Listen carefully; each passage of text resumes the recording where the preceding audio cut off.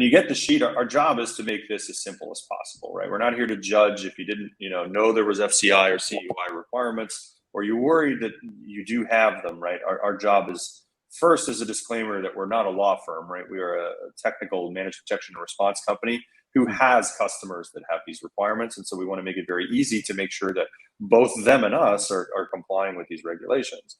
As the updated tracker is, published, it'll be here for you to link.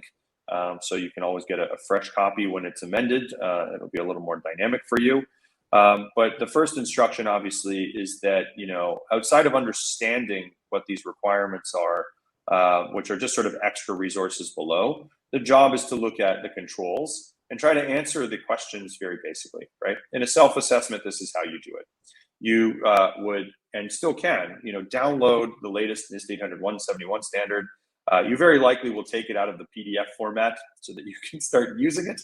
And so that's what we've done with this tracker to make it easy for you. We've taken both the 171 and 172 requirements, which apply to people with CUI data, which may be, level 2, level 3 requirements. And then each one of the controls is sort of listed here.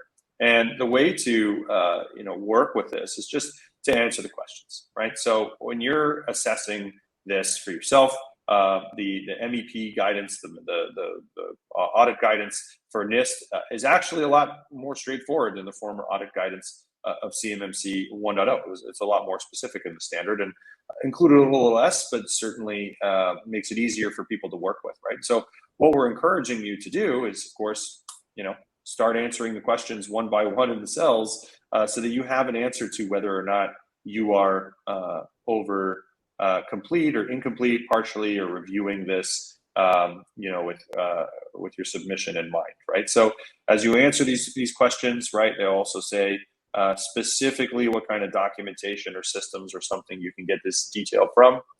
Over here is a helpful sort of business case.